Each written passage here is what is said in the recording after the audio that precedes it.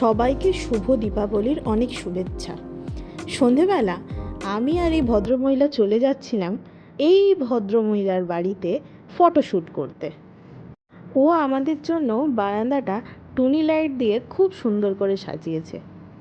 কীরকম ফটোশ্যুট হয়েছে সেটা এখন দেখাবো না, থাকবে ভিডিওর শেষে, তাই সঙ্গে থাকুন। এবার বাজি ফাটানোর পালা। বাজি নিয়ে যাচ্ছি বাজি ফাটাতে। এখন এলাম ভদ্রমহিলার জেঠুর বাড়িতে, ওখান থেকে আরও বাজি নিলাম। বাড়িটা খুব সুন্দর করে সাজিয়েছে। আমার বোম ফাটাতে খুব ভয় করে, তাই রং মশালই ভরসা। ইনিও দেখলাম রং মশালটাই পছন্দ করলেন।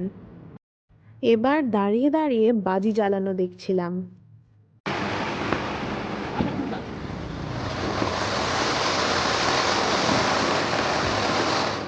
বাজি নিজে জ্বালানোর থেকে অন্য কেউ জ্বালালে দেখতে বেশি ভালো লাগে।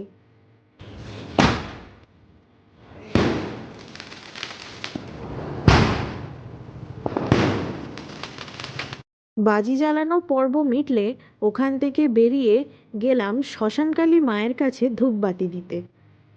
এবার এলাম আমার বাড়ির পাশের মন্দিরে। দেখুন তো মন্দিরটা কি সুন্দর করে সাজিয়েছে।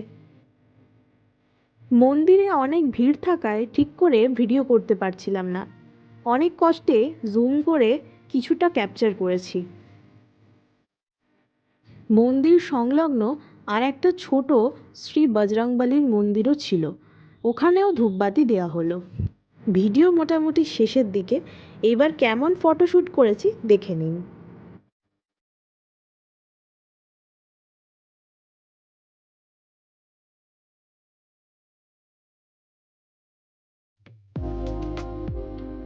দিনটা মোটামুটি ভালোই কাটলো।